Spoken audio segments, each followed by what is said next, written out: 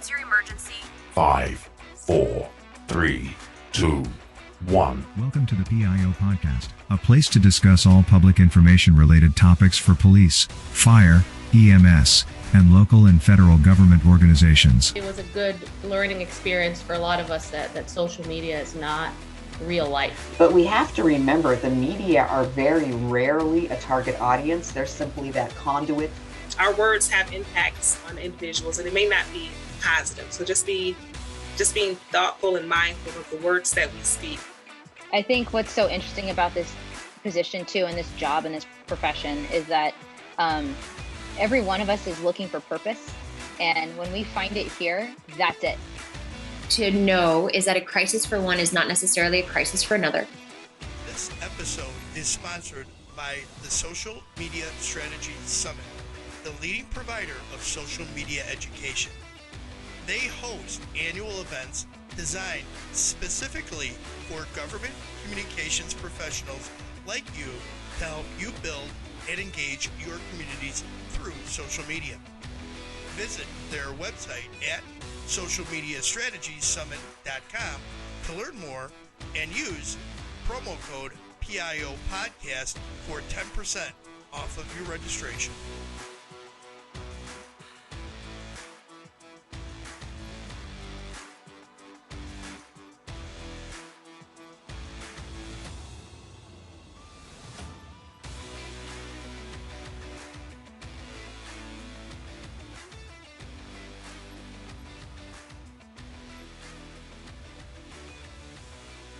All right, good afternoon. Today on the PIO podcast, we have Officer Ryan Railsback. He is the PIO for Riverside PD in Riverside, California. Ryan, welcome to the show. Hi, thanks for having me. I appreciate you giving me this opportunity. Yeah, Ryan, like I said before we started the show, I watched a lot of PIOs in my career, and I pay attention. I write names down. I'm like, oh, I got to find a way to get them on the podcast. I've been doing this. Your name's been there. So I have a list of people I was going down the line, and you finally got to that spot. So I'm happy to have you on. How long have you been with Riverside PD as the PIO? Today is actually my 25th year at the police department as a sworn officer. I graduated the academy and sworn in 25 years ago today. And I actually started here as a police cadet in 96 before that. And I come from a family in law enforcement. My father was a motor cop here at RPD for 32 years before he retired. I had an uncle and some other family members that were also here for quite a long time. I came up into our Community Services Bureau, which is where our PIO and now our kind of social media or media unit is, back in 2013. So about 9.5 years ago. We're all kind of, at the time I think one of the first classes I went to was PIO class, but just to kind of, so everybody knew what everybody does up there. And this was at a time where our department wasn't using social media anywhere near what we are today. And it wasn't even controlled out of our unit, surprisingly. So I want to say probably around 2014, 2015, I started taking over our social media duties, which, as you know, once you post something about any crime and arrest on social media, well, then you're going to get the calls. So it kind of turned into the lieutenant of my bureau was always the lead PIO, and amongst many other duties. And hey, Ryan, you posted this the other day. This reporter has some questions. Can you call him? So it kind of turned into that. So I would say I've probably been doing PIO stuff for about the last 8 years, at least. And then I kind of have two full-time positions, really, or duties. It's being the PIO and then also being one of our community service officers, where I run our juvenile intervention and diversion program, amongst a couple other things. So it's been quite a while, it seems like. I bet. So talking about your background, you work with kids in schools and juvenile stuff. Do you think that helped prepare you to become a PIO? Yes and no. They are completely two different worlds in law enforcement, and I mean really completely different. A lot of people at the department know me as the PIO. They don't know that I also run our juvenile intervention program, and that's actually 2 12-week sessions a year on Saturday. So for basically half a year, I'm working every Saturday. I just adjust my hours and do it, and it's kind of, amongst the professional world, the PIO, nobody really knows that I've been doing that for that long. Wow. And then, because they don't see that. They only see my emails or news, things about the news or social media, that goes out to the public, and that's where they see that. But what's nice about working with kids, and these are your at-risk kids. These are the kids we don't want to get into trouble. Some have already gotten trouble. We're trying to bear them on the right path again. But I think it keeps me grounded. It keeps me, especially when it comes to the social media side, it keeps me in tune with a younger audience, to know how these platforms work, to know, to keep our department engaged with the youth. Being a PIO is not just about getting up in front of a camera with a reporter and talking about something bad, although that is something that you see all the time, but it's also engaging the community through social media and making videos, other means. And so kind of engaging with the kids. Our department, one of our missions is to really engage with our youth. And so it's nice to have that, kind of common ground that these kids are, living through the social media age, to talk with and find out some, new ideas about what's going on. And just, sometimes it's just goofing off on social media and having a little fun in the community. So I think that does, put this old guy, 47 years old, it helps me act like a kid at times and really kind of engage our audience, I think, in a better way. Okay, so let's talk about the city of Riverside and Riverside Police Department. What's the population of the city, and how many sworn and civilian do you have? Well, I think our population is up to about 350,000 people. We have right now about 360 sworn officers. That's from, the brand new officer out of training or even in training to the chief.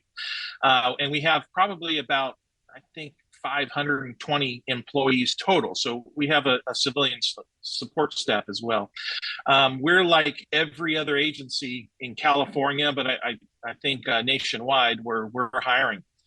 We're probably down 60 to 70 just officer positions that we want to fill over the next few years. We're a large department. Our city is the county seat here in Riverside County. So other than the Riverside County Sheriff's Department, we're the largest police department in our county and basically our region as well. All right, so let's talk about that geographically. Can you describe where Riverside is situated in California? Well, we are south of Los Angeles area. We're kind of stuck in between, if you're familiar with Los Angeles and Palm Springs, okay. More inland.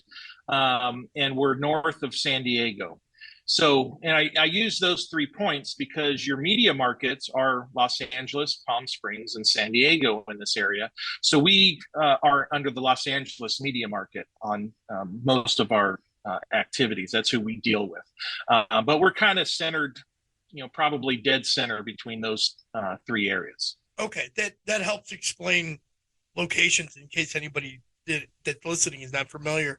So Ryan, what kind of training have you had and that you found most valuable since you became a PIO?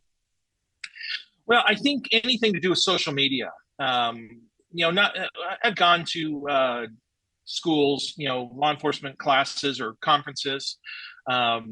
I've even taught at a couple or spoke at a couple. But the ones that I really like are these, I especially through COVID, there's some good things digitally that came out of COVID that I like. I love the virtual meeting. I just love it because as a PIO, you're stretched pretty thin, and sometimes handling a meeting, virtually while you're driving somewhere, it is, that gets some stuff off your plate. And you can do stuff at home. You can do it kind of wherever you're at. I like that. And so I like attending these little, lunchtime webinars that some groups are putting out, and it's not just about government social media or anything to do with law enforcement. It's about, just social media in general when you're a business or a corporation, because I think one of the ways I've kind of been successful in this is because I look at it from a marketing standpoint. I don't have any formal schooling or anything on this, but we work closely with our marketing team at the city. So when you look at some of the stuff that you're putting out as marketing, as a sales pitch, in a way, I want to sell this arrest that we made. I want to sell that to our public. It helps you get a better understanding on how to write it, what type of images to use, how to take those images. And so I really like sitting down every so often and getting on these, like I said, just a short webinar that I can that's learning about social media. And then also on the other side of that, I really enjoy the crisis communications side, which is another piece of social media, but also in the law enforcement world or the public safety world, you have that. So I try to jump on as many of those as I have time for, just to help, build my confidence level, build my knowledge of this whole world that we live in when you're dealing with public information. Okay, yeah, I should have asked this question before. So you're the primary PIO for Riverside PD. Is there anybody else in the unit, or are you it? So we have, within our Community Services Bureau, we have a media unit. So I'm the lead PIO. I have a secondary one who kind of handles more of the Spanish speaking PIO duties. Our city is actually probably about, I think between 55 and 60% Spanish speaking. So we've been increasing our distribution of public information, in the Spanish speaking community as well. And then we also have some civilian support that will help out with the social media. And, as I build up their knowledge and kind of expertise, but also their self-confidence, we like to put other people in front of the camera. Usually it's probably myself. If not, it'll be my partner, a sworn officer, for all the bad stuff, let's say. But we have a lot of good stuff that we do. A lot of good stories that the news wants to come with us at. And I like to put other people in front of the camera. And so I've got some detectives, some motor cops, people that work in traffic, that over time I put them in front of the camera, give them a little informal training that they become pretty good at it as well. So, but yeah, so basically it's me, another officer, and then 2 civilian support staff that we have. Okay, so that's a pretty decent sized group of people to work with. And then obviously you've got your subject matter experts within the department that you put out there and speak. So that's really good. All right, so social media has been front and center now, and like you said, you came into the unit without really having much social media because it wasn't around back then. You guys are using social media a lot. That was one of the ways I got you caught my attention, was how you use social media. So what platforms are you guys using right now? Well, we're on Facebook, which is probably it's our primary one. Instagram. We also have Nextdoor, Twitter, YouTube, and we also have the Neighbors, the Ring Network, or the Neighbors Public Safety Network through Ring.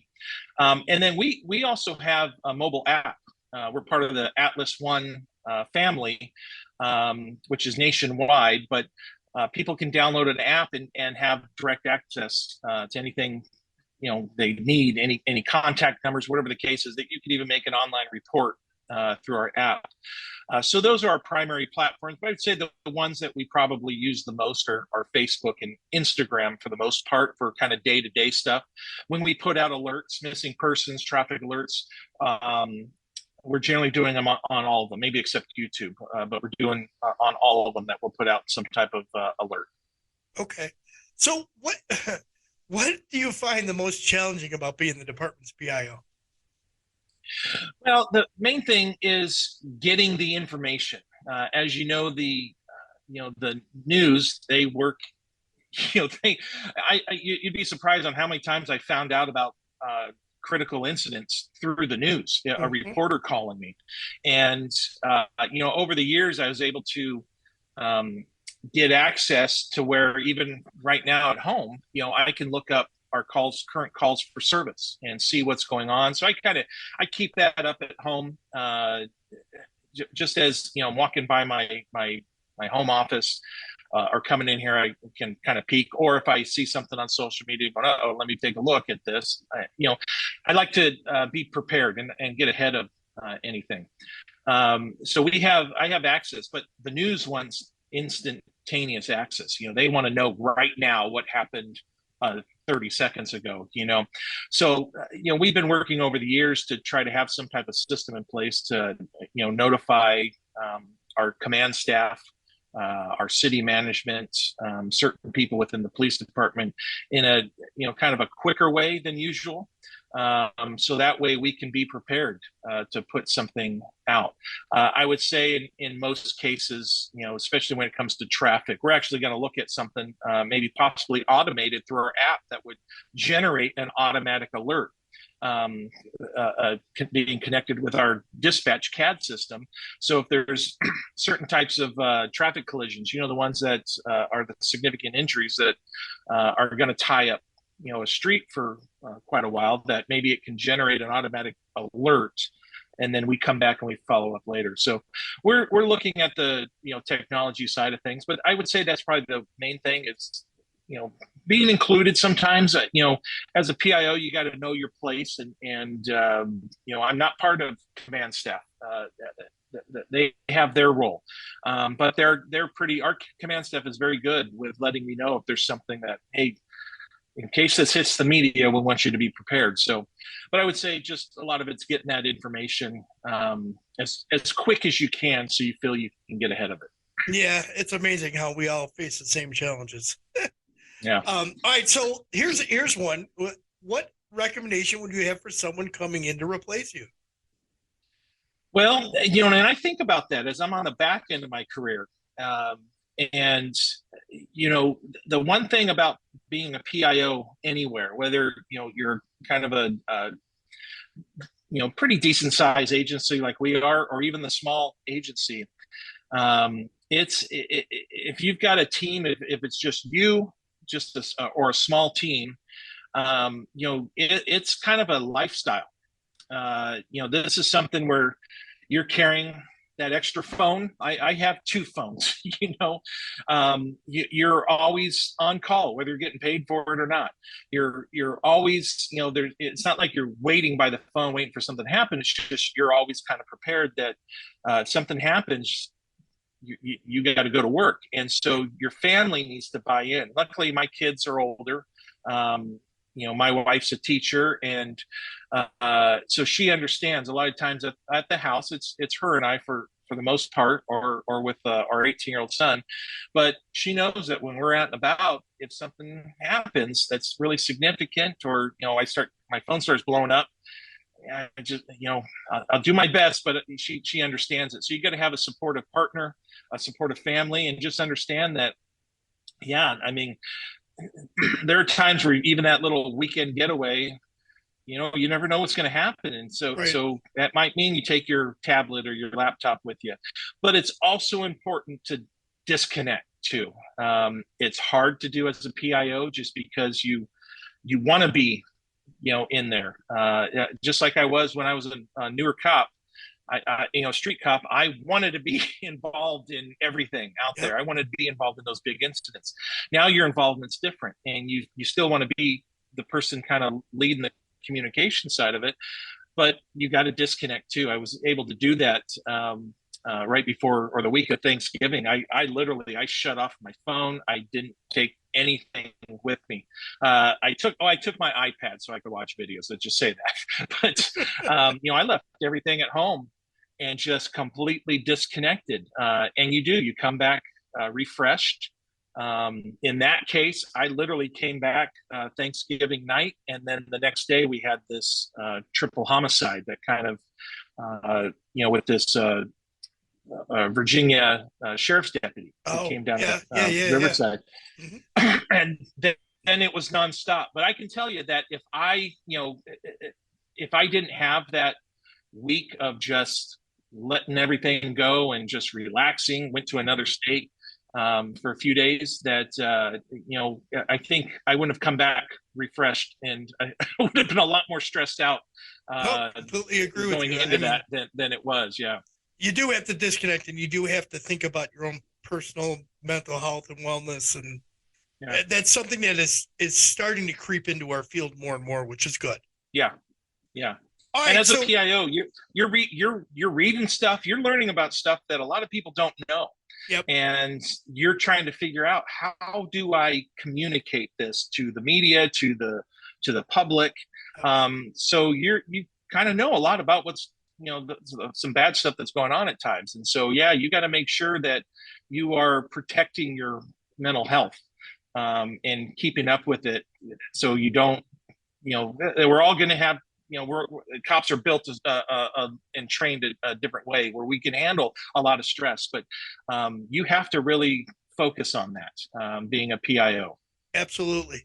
All right. So Ryan, crisis communication, it's been evolving for decades, and it's come kind of the forefront in the last few years to law enforcement, especially with some of the most recent things that have happened in the municipality I work for, in Idaho, where you're at, and so on. Where do you see the role of the PIO going over the next 5 to 10 years in crisis communications? Leading the way, leading the charge. That's a great question, a great topic. We weren't involved in crisis communications or dealing with a crisis until the crisis happened, up until a few years ago. And in our city, we kind of take the crisis communication.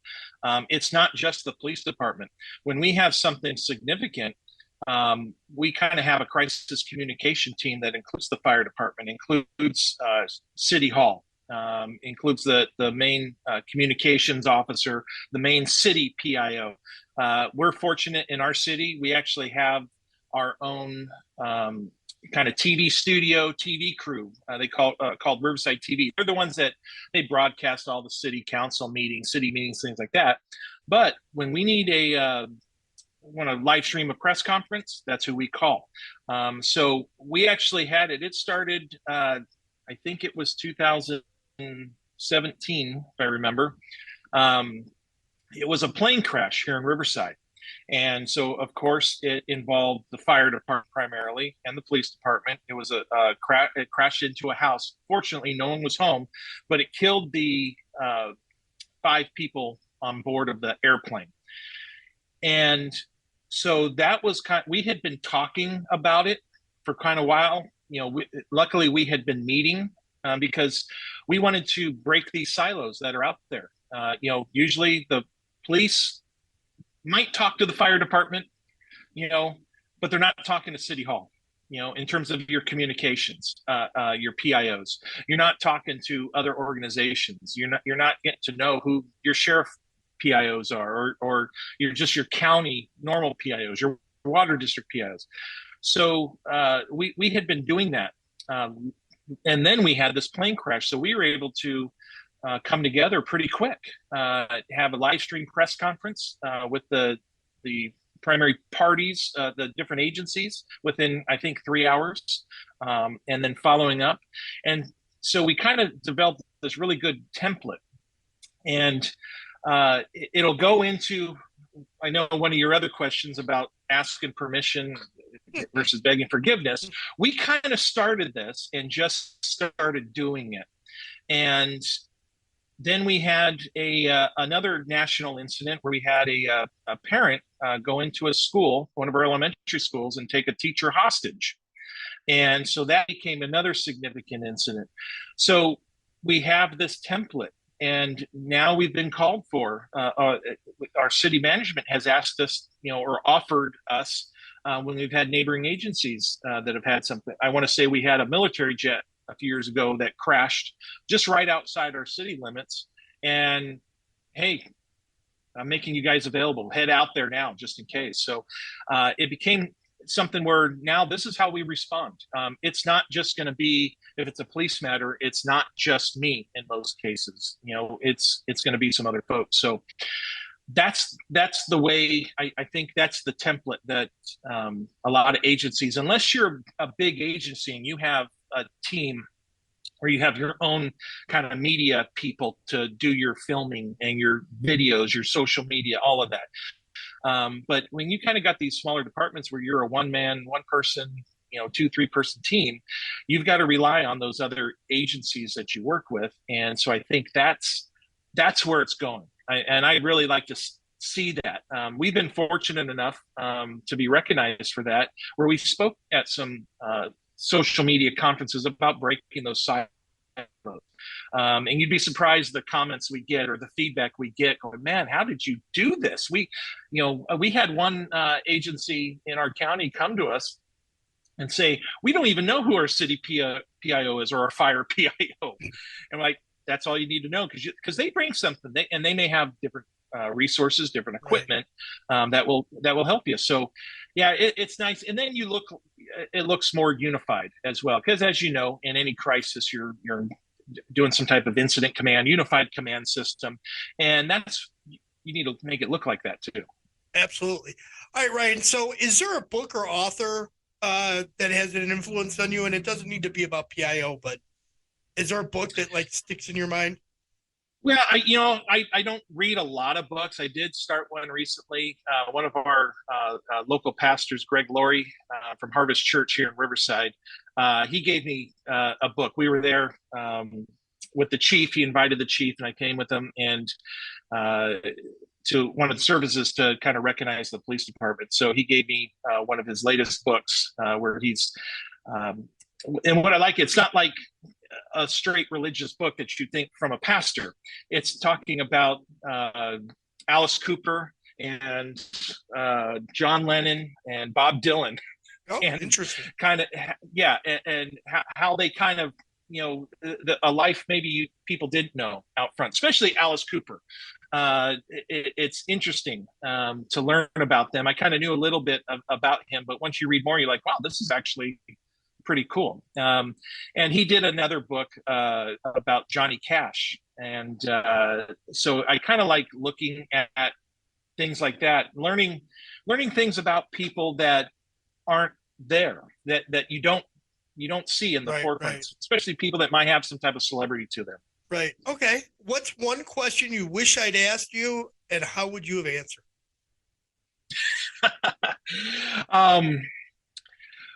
Well, I don't know. Probably, how much, something like how many phone calls, how many, emails do you get, texts do you get, at a department our size with things, and something like that. I would say that it's almost daily, and it's good, or we cause this to happen. If we're getting a lot of attention, it's because we've set it up that way, and built it up that way. And you can't kind of retract from it. But yeah, I get, it's been a little slower, I would say, in the last week or so.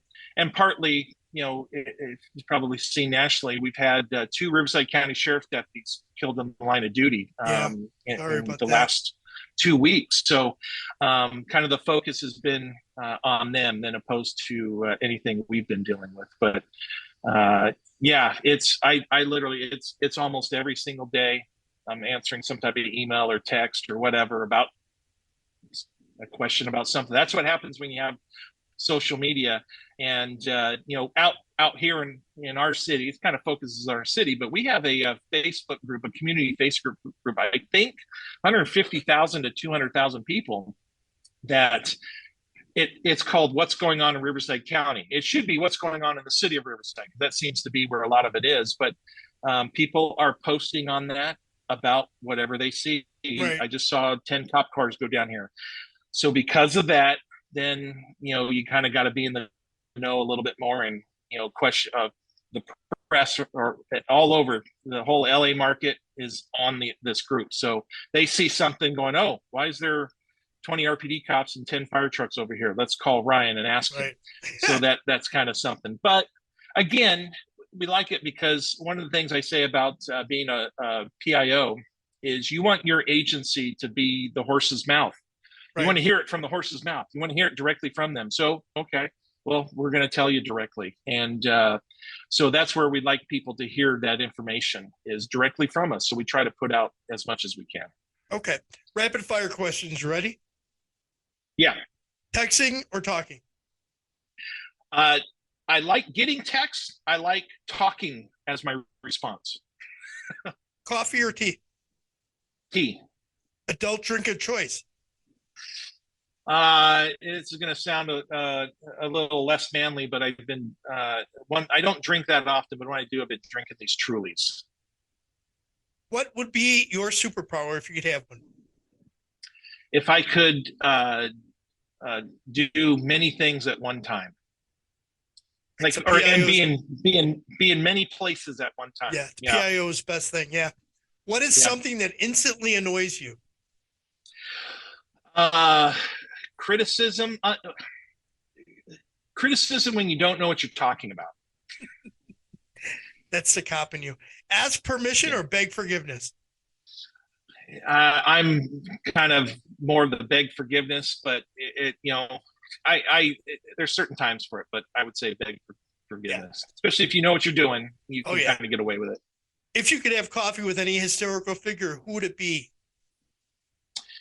Oh, I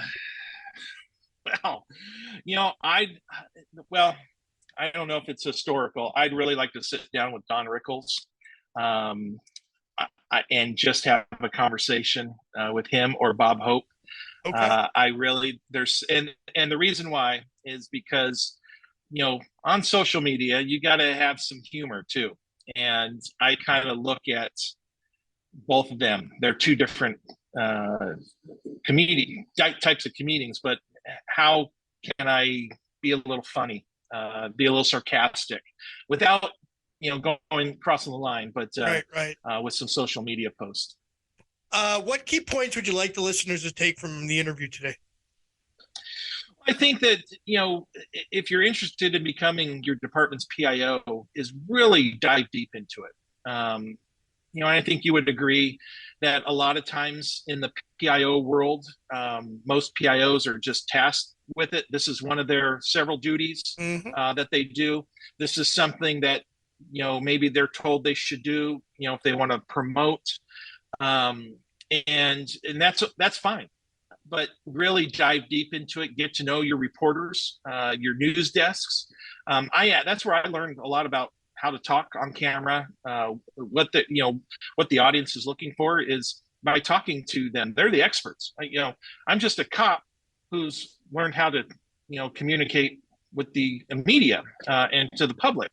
But I didn't live in this world before doing this. So reach out to them and find out what they want you to do, how they want you to answer a certain way or whatever, what type of information they want you to provide, and really dive deep into it and kind of make it your expertise.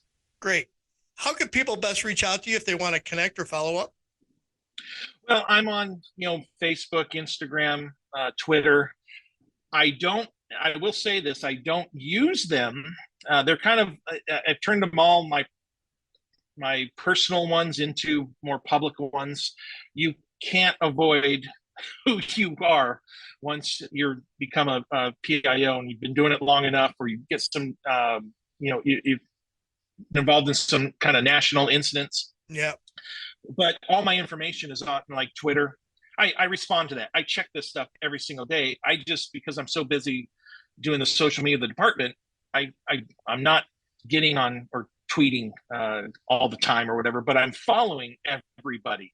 And that's the other thing I would tell someone new is look at what everybody else has done. Follow them. Doesn't mean you're going to copy them. Doesn't mean you're going to mimic them. How can you do it better? But know what they're doing. And so I love being in the know. So I follow everything on these social media platforms, but you can find all my information on Twitter on how to contact me. I have a separate media number. I have, email, all that. All right. Thank you, Ryan. Ryan, this is Ryan Railsback from the Riverside PD. Ryan, thank you for being on the show. Hey, I appreciate it. Thank you so much.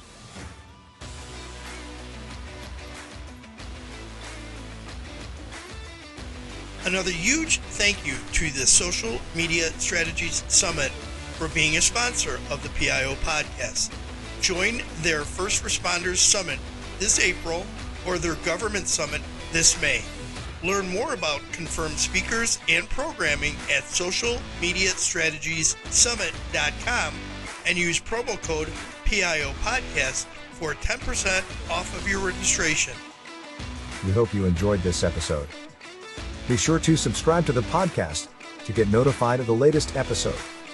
If you are listening on a platform that allows reviews, please give us a review.